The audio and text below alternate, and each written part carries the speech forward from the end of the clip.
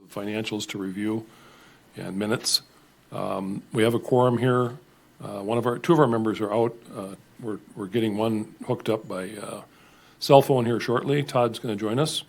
And the first item of business would be to consider the minutes of the September meeting, which was the last regular meeting of the Parking Authority. Any changes or corrections?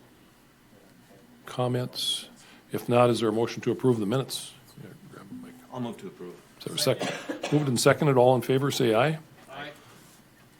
Opposed? Good morning, Todd. Can you hear us? Morning. All right. Good morning. We're not sure what was going on with the with you calling in over the PA system, but we've got you by cell phone here. So Okay. feel free to speak up if you have a question or if you can't hear something. We just approved the minutes of the September 12th meeting. And we will move on to the regular agenda, which is includes review of the financial statements for September and October. And we would open that up for questions of management. Any questions on either the September or the October financials?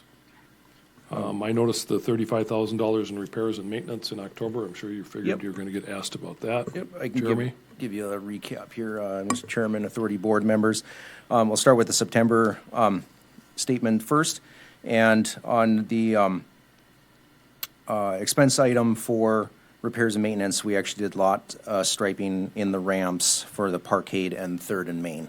So that was those expenses, and we did go out for bids before awarding those to the particular vendor. So that's what that expense is. And with September through third quarter, just a little highlight items here on the income side. We're actually $100,000 to the good, primarily because of monthly parking spots and general parking. We have more parkers, so that is good. But it also means our ramps are getting more and more full, and eventually need to look at expansion. So on the expense side of things, we are on track. No major anomalies there. So by year end, we should, all things being equal, we should be about $100,000 over budget on income as well, going into the fourth quarter here. Our reserve account is, and this is as of, I've got to pull up the right one. Okay, reserve account as of the end of September, $2,413,429. Okay. And then for October statement, no anomalies or surprises or things over budget on that end. So nothing extravagant to report on the October statement. Any questions? Does the authority have any questions of management about any of the income or expense items? Nothing? Todd, anything from you? Nope, nothing here. Okay, everybody's shaking their heads. With that, we would entertain a motion to approve the financials for September and October. Motion to approve. Is there a second? Second. Moved and seconded. Any further discussion on the motion? Hearing none, call the roll, please, Sue. Josh? Yes. Jake? Yes. Todd? Yes. Jim? Yes, that motion carries. Thank you. Item 3 on the regular agenda is to discuss the selection or the status update of applicants for the Parking Authority vacancy that's going to occur at the end of this year when Kyle Hoegner finishes out his term. And Isaac from Community Development is going to give us an update. Yes, Isaac. thank you, and good morning, Chair Christensen and authority members. So, as you noted, there is one spot that will be open on the Parking Authority that will be opening at the end of this year. I believe this particular spot must be filled by a property owner within the downtown, but I would invite Jeremy to correct me if I'm wrong on that. The application window is open. It's been open since about the beginning of the month and will stay open until 11:59 p.m. on November 30th. People can apply online through the City of Bismarck's website by just on the main page, top left corner, you'll see a government tab. Scroll over that. It'll pop down for a boards and committees page. Click on that and you'll see a spot that you can apply. I do not know how many folks have applied right now, but when the window is closed, community development staff would look over the applications along with administration staff just for initial review before presenting any recommendations to the city council and the mayor for their approval there. So that is a just very broad overview of the process as it stands right now, and I'll be open for any questions you might have at this Any time. questions of Isaac regarding the process, the application process? Todd, anything? Nope, nothing. Isaac, you did mention that under statute, the next member should be a property owner in downtown. We reached out to City Attorney Combs, and was there some feeling that language could also include a leaseholder? I'm looking at Kate for, Do you want me to read the? yeah, I don't have it, so with me, thanks. Kate? It is kind of word salad, but in Century Code, it does say property owner or owns a retail or wholesale inventory of personal property with an annual tax value exceeding $1,000. Okay. So in plain English, Well, Janelle thought, City Attorney Combs thought, a retailer within the boundaries of the district would potentially work as long as they met those criteria. okay. And out of the 5 appointed members, how many are property owners now, Jeremy, besides, I'm one. Jake is 2. Kyle is 3. Kyle's 3, but his term is. Right. So, okay. So it's the opinion of the city attorney that a leaseholder or someone who owns inventory, The inventory part, not the leaseholder. okay, yeah, all right, I stand corrected. Someone who owns inventory in excess of $1,000, well, Would that be just a business, a general business owner, probably? that's the implication, but Clarification on that. But that's kind of what I would. we could always, In the late 60s, so I'm not sure. we could always ask for an attorney general's opinion, but it seems to me the legislature's coming into town pretty soon, so it might be a year or longer before we would hear back on an item like that, but we trust that, when applicants, number one, we hope that there will be applicants, number two, that they will be enticed by the city's website and the thrill of serving on the parking authority, and all the benefits that come with that position, so, no, we do the work of the city, and, it's good work that we do, it's not too stressful, so if anybody's watching out there, contact Isaac at Community Development or dial up the website, so. All right, thanks, Isaac, for the report. Thank you. Other business we're on to already. And I think, well, there's a city attorney. Oh, yes, I was listening upstairs. Did you get your question answered? Well, we're happy to have you here to kind of elaborate and expound on what does, what does the Century Code mean when it says a person or whatever that owns more than $1,000 in inventory? So, What does that mean? Chair Christensen and authority board members, I think that would mean a retail tenant. So it means literally you've got that much inventory at your site downtown. A business owner, in other words. Yeah, but I don't think a law office, for instance, I could use myself. A law office wouldn't qualify unless they sell Melaleuca on the side or something. Okay, so inventory. Inventory. Gotcha. Don't ask me why that's in there. I have no idea. The legislature, in their infinite wisdom, decided it was appropriate. Okay, okay. Does that answer the Well, question? 30 members have any questions of Janelle while we've got her? Jake or Todd? No, nothing from Todd, so. All right, we'll go with it. Thank you, Janelle. Appreciate that. So, item A under other business was holiday lighting and decorating. Is that a Kate item? Well, it's probably. Kate? Jeremy? Well, I was just going to mention that we've got the parkade ramp decorated, so we're ready to spread that holiday cheer for the downtown district and for the Downtowners Lights Initiative. Looks Kate? great. Chair Christensen, authority members, the staff's done a fantastic job getting them put up again. We rolled we have distribution panels that we can roll up from our actual power panel or meter in the alley, although I don't know if the right one is lit up. So we're checking with MDU to just make sure the right one's on. But the city also did get an allocation for new lights on the light poles. So I don't know if you guys remember the snowflakes, big, heavy metal snowflakes that got hit by a lot of UPS trucks. So those are, we still have them, but the new ones are going up now, which are a little bit more narrow and high, so that hopefully they don't get nailed by delivery trucks. But those are starting to go up right now. The Public Works started putting them up yesterday. So I think a good portion of them will go up this week, and then they're waiting for some other bulbs and fuses, and then the majority of the rest of them will go up probably next week. We'd like to have them up before Small Business Saturday and Thanksgiving. Is snow required? I hope to get not. in I've the put them seat? up in the snow. It's not as much fun. Jim, if you don't mind, if I just chat a little bit about that seat that you guys have open Absolutely. here. The other question that I had for City Attorney Combs, and I hope, Janelle, you don't have to run back down here. I was curious if Todd, since Bravera is an employee-owned company, if he would technically be a property owner. And so it didn't necessarily sound like it unless Bravera wanted to, give him some sort of authority over all of their property. So Todd, if you're listening, you angle for that. And but we did ask that because that's a lot of what you're going to get is people who work for a property owner, and that's in their business, but they're holding the property in another LLC that they don't have control over.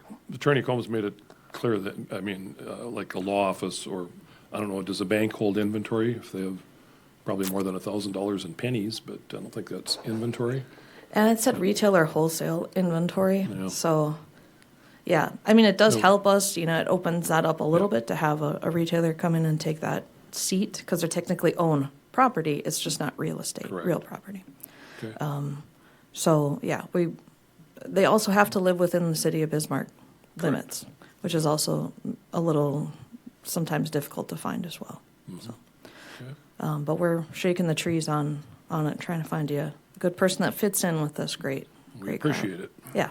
Any questions of Kate?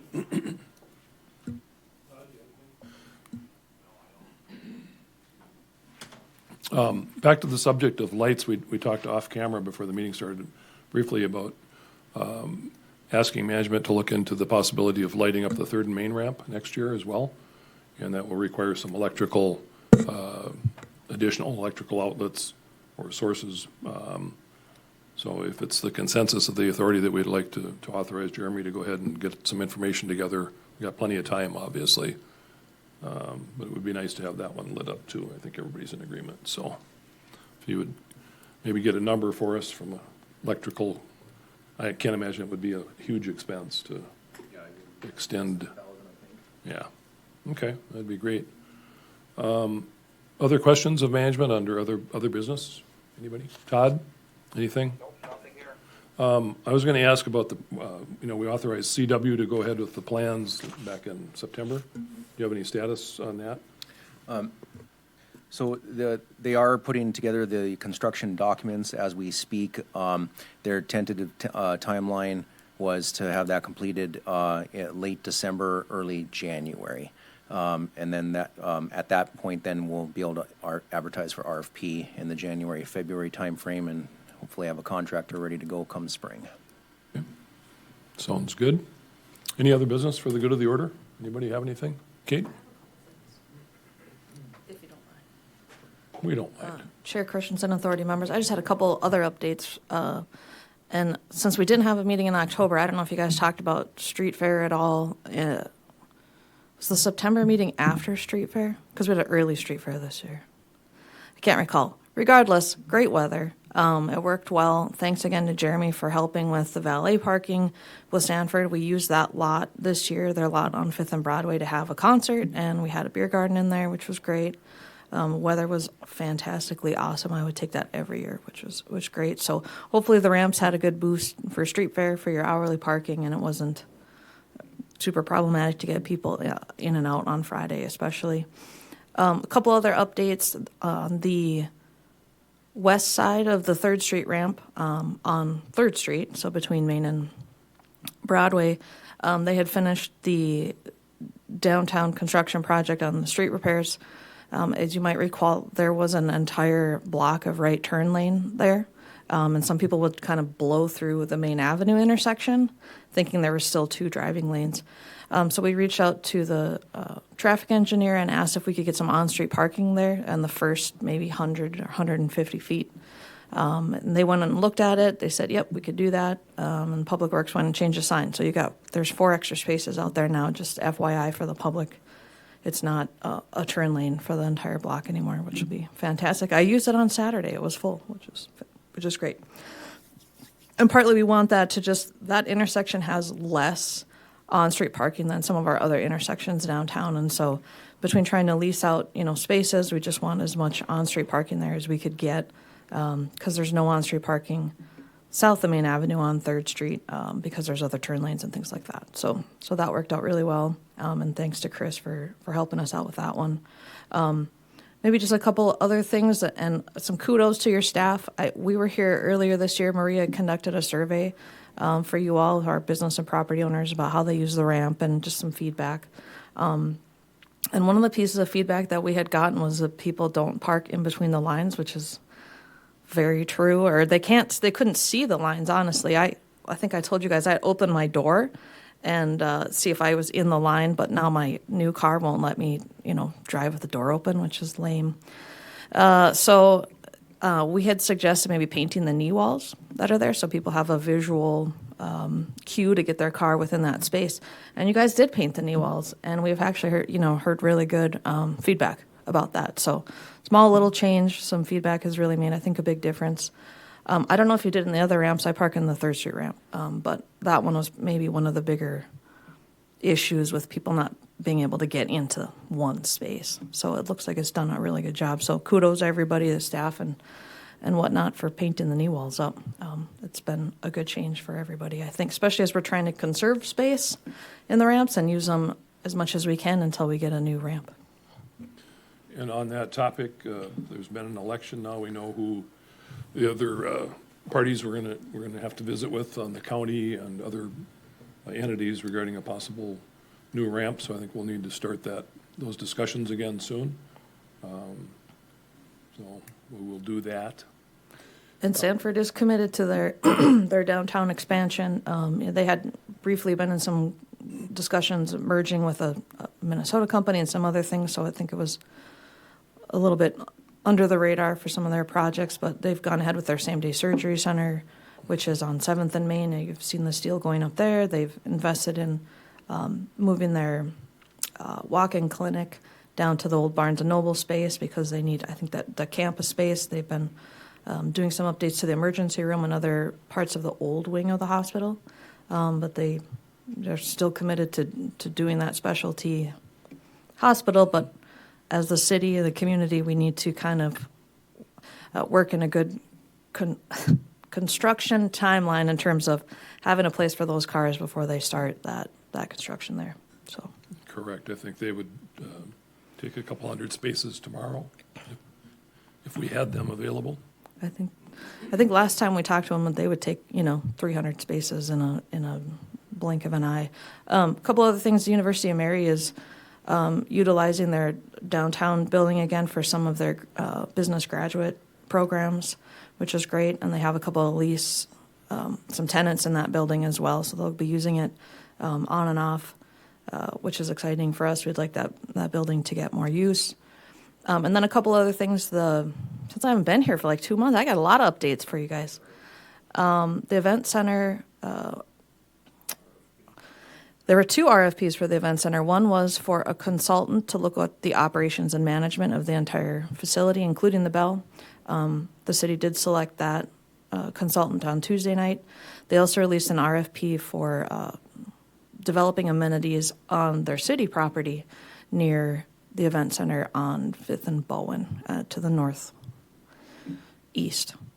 So there's going to be a lot of interesting things happening there. I would expect that parking will be part of the conversation as the developers come forward, because you're displacing 70,000 square feet of parking there. So it'll be really interesting. I think it's really exciting to have that addition at the event center possible, but there probably is going to be a parking component to that as well.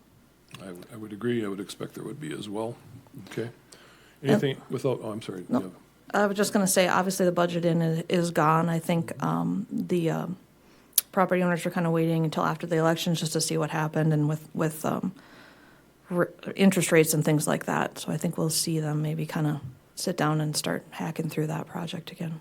I was just going to ask, are there any other, without naming names, large businesses or offices that are going to be moving into the downtown area that require off-street parking? Like a KLJ Like a size? KLJ. Yeah. Not that I necessarily know of. Mabu, moved into the Quality Title Building, but they're They have their own parked parking. on site.